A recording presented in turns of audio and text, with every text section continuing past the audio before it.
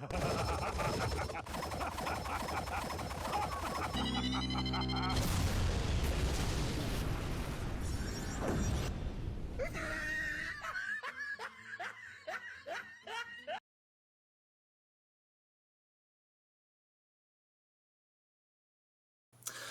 everyone, I'm Geek Freak and welcome to the video. Today I'm going to be reacting to Square Jack's video, 10,000k special, Skylanders Spyro's Adventure Review. So if you guys haven't seen this video, go and watch that video first, and as soon as you've done that, come back, watch this. So that said, let's continue. This is another a video recommended to me by your favorite Canadian YouTuber, and again, he's a huge fan of Skylanders, and to be honest, I mean, even though I'm not really like into Skylanders, I am a Spyro fan. I played the first 3 Spyro games on the PlayStation 1, and when it went on to the PlayStation 2, there was a Spyro game. I can't remember which one it was. I think it was like Year of the it was something of the Dragonfly, and I think it was Enter the Dragonfly. I mean, that was not a very good game, and yeah, that's why I quit it off from from Spyro. So yeah, this is going to be a Spyro adventure review. So yeah, I'm looking forward to that. So yeah, well, that's said and done. Let's get to watching. So this is Skylanders Spyro's Adventure Review, Square Jack, and 3, 2, 1, and go! No more Spyro! No Spyro for anyone!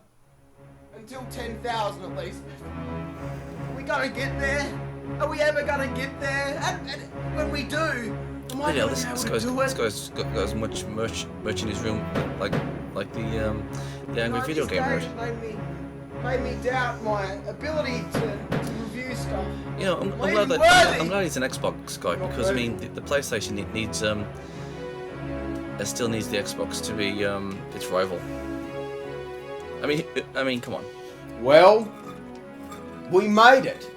We finally made it! We made it to 10,000 subscribers! Yay. And ever since that mysterious package was delivered to me for Christmas, I knew it was almost time.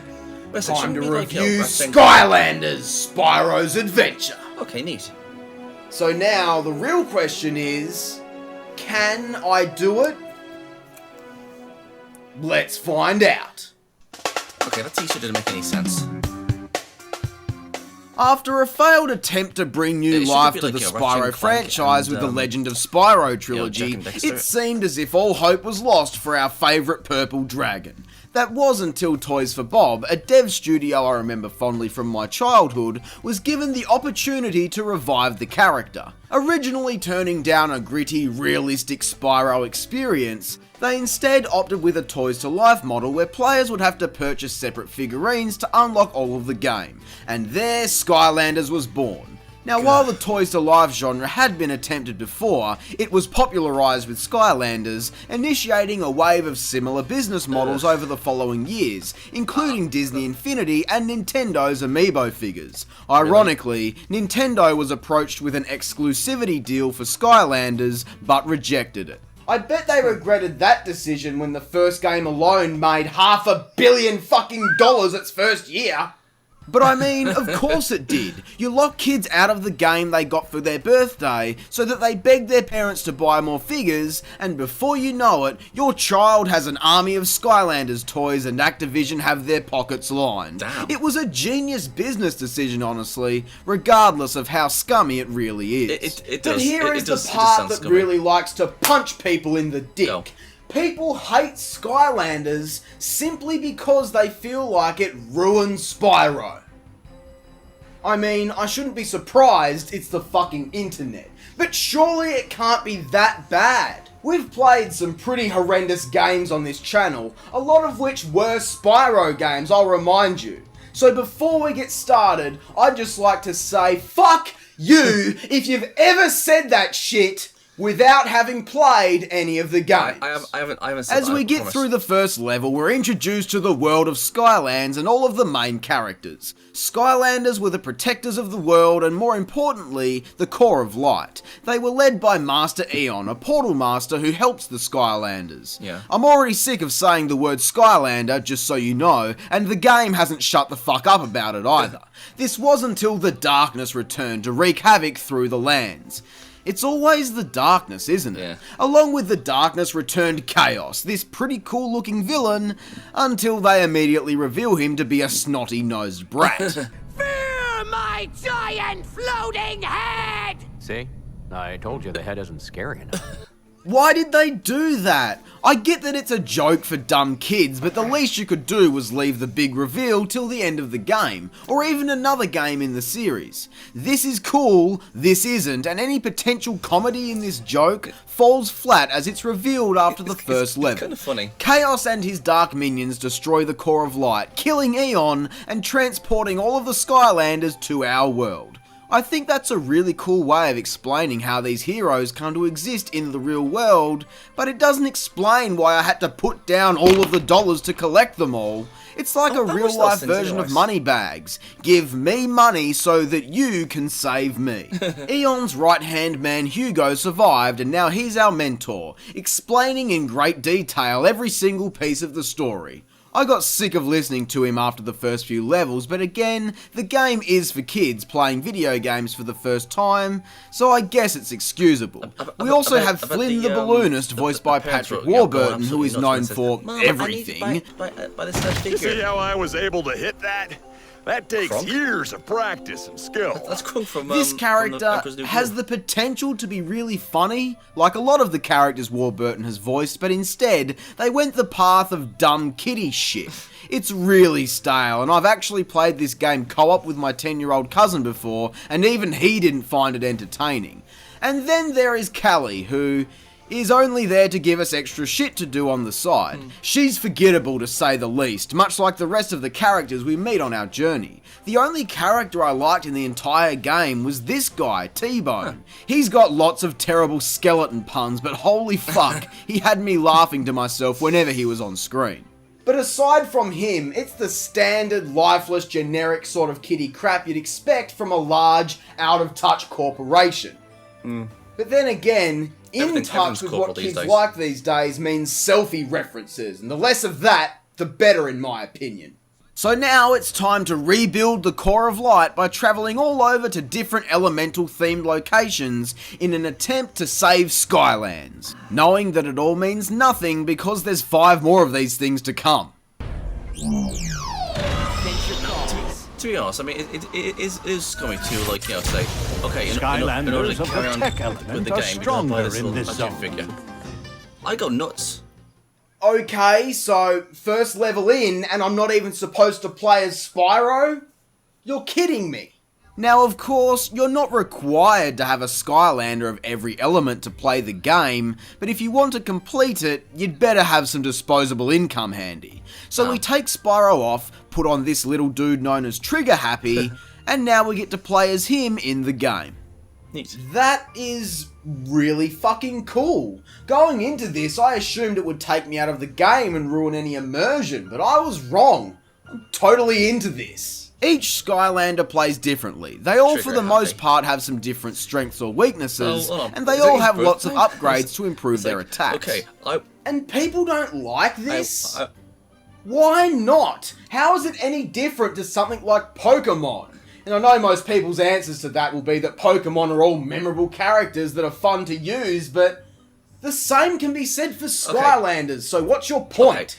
The only annoyances I had playing this game was that for whatever reason, characters can't jump independently. Instead, they need to walk over jump pads. That fucking sucks. And my other issue is that the rewards for going out and spending extra money on different figures to unlock parts of the game isn't worth it. Unless you're into dumb hats for your characters, but that's really not my thing. Aside from that, the gameplay is really fun. It's just a beat 'em up, but it's a really enjoyable one. Better than the Titans games for sure. Since there is no camera control, the right stick is used to interact with items, which is pretty neat. And I think it helps that you're always encouraged to switch character and play the game with different playstyles. It helps to keep the levels from feeling repetitive, even though every level is the same thing. And switching Skylanders doesn't get annoying either. In fact, it reminds me of playing the Atari 2600, where you have to keep getting up to reset the game when you die. Yes, we've come full circle, ladies and gentlemen. Round of applause.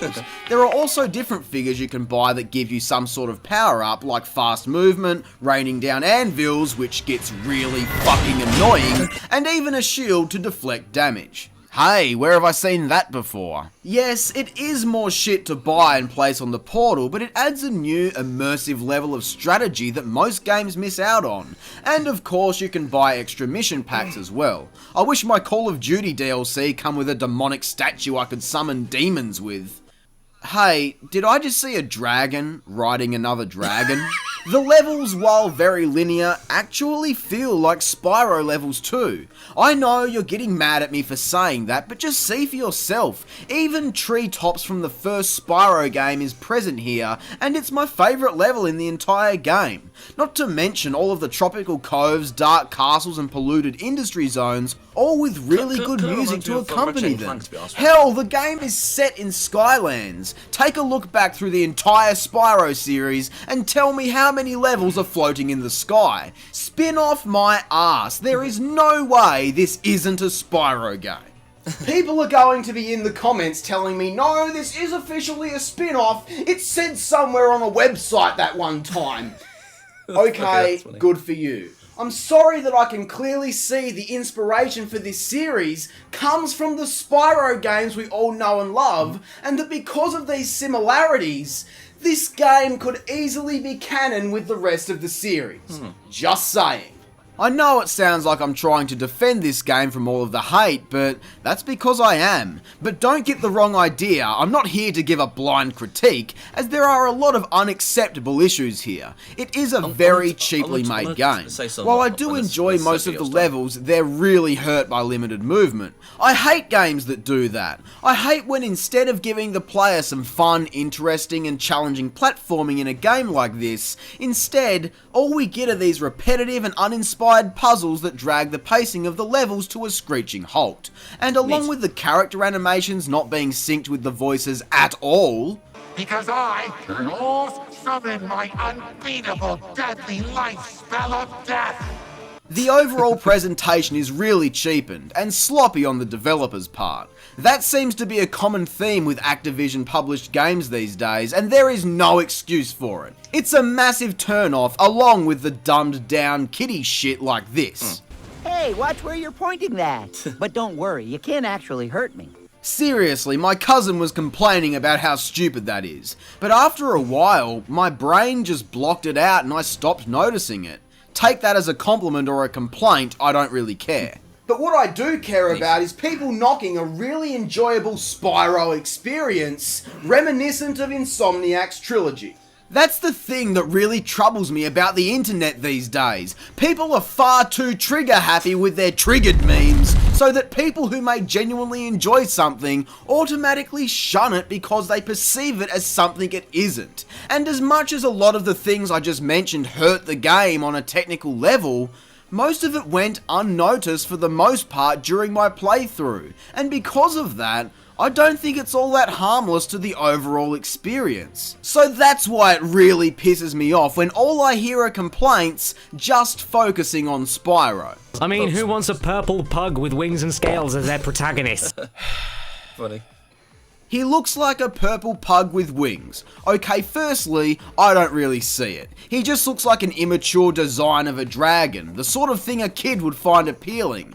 And secondly, how exactly does one character's appearance take away from the game? Does it distract you? Does it offend you? Kinda. I'm offended by the lack of personality Nintendo's given the character of Mario over the years, but that doesn't take away from the fact that the games are fucking brilliant. And I'm not saying Spyro's adventure is on any level close to Mario, but of all the Spyro games people could get mad about, why this one? I just don't get it. I'm sure by now I've made myself a pretty unpopular guy sticking up for this game. Most people's biggest issue with Skylanders is the fact that Activision have done nothing with Spyro since using his name to get the series rolling. And I agree.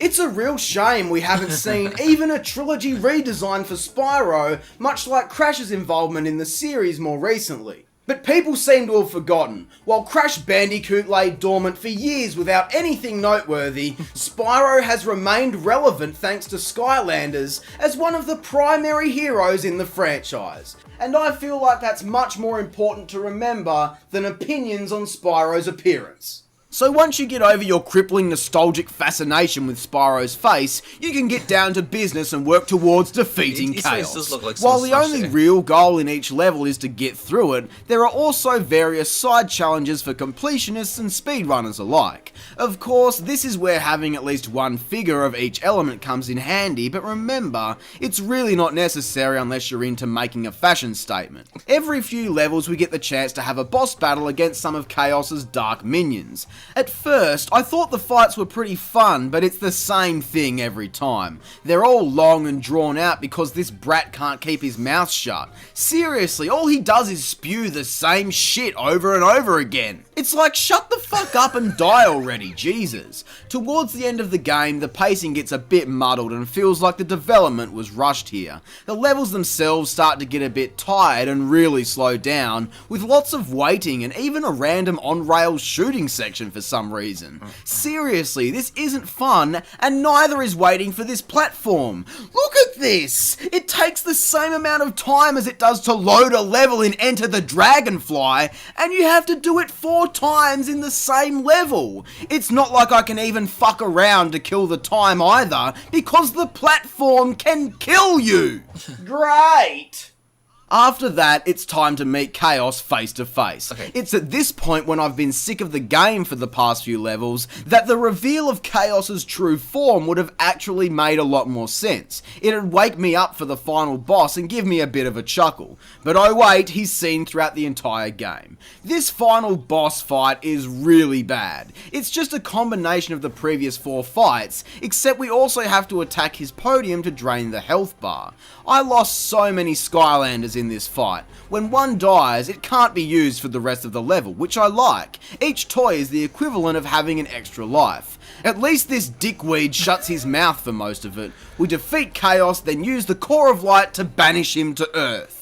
All that's really left to do now would be going back and completing the levels and fully upgrading all of your figures. As I mentioned earlier, there are also some side challenges, but they really don't add much in my opinion. Aside from that, there is also the option of competitive local multiplayer, if your friend was a massive dick and took all of the treasure for himself. There are 3 modes: Deathmatch, Football and Gem Master. They're all pretty basic, so they're only fun for about 5 minutes. And with that, Skylanders Spyro's Adventure is finally done. I'll be honest with you guys, I went into this expecting the absolute worst because of all the negativity that surrounds this series.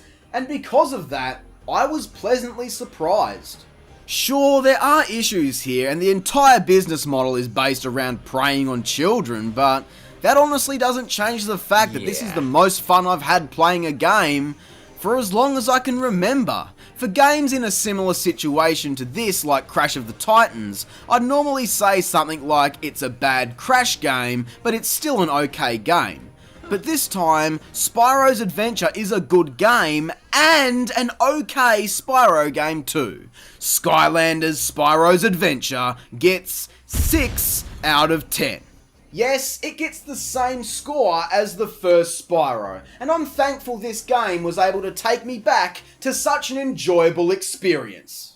Now, I just thought I should mention that after playing this, I'd like to check out the rest of the series down the line at some point. However, it might be a while, as we've got a few more important series to get done first. And of course, thank you all for subscribing. 10,000 is a big number, and a number that seemed so far away for the longest time. So it really does mean a lot that you guys enjoy the content I make, and keep supporting the channel as much as you do. And now that this milestone celebration is out of the way, I can get started on a new series that I'm really excited about.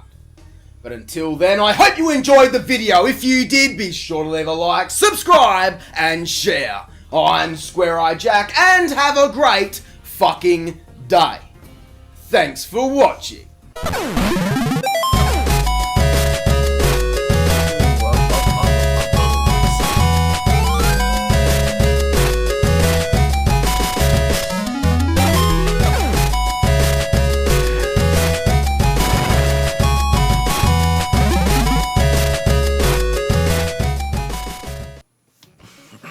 Okay, I've got something to say about when he says, "Oh, it," you know, the thing he said about Pokemon. Okay, the thing with Pokemon is, I mean, with Pokemon, they're actually in the game. I mean, you just don't go like to the store. We didn't used to go to the store and it says, okay, I want this Pokemon, I want this Pokemon, I want this Pokemon. That's not the way we did that. We did that with the on like the Game Boy or the Game Boy Advance or whatever. I mean, it was all in the game. But the thing is, I mean, if it was done today, okay, let's just say for example that you know they brought Pokemon back and it says, okay, we're gonna redo the entire series all over, and you can catch Pokemon of one or two ways, and that is you can either find them, you can either try and find them in the game. Well, I mean, I believe that, yeah, there are some Pokemon that should be, you know, you can only find them like in the game, and there could be like, you know, Pokemon that's outside the game, which is like, you know, like in cards. For example, I mean, they could like say, okay, there's this card, this card, this card. And, you know, there's like, you know, different. No, let me say that again. You know, like in each like season, there's like, okay.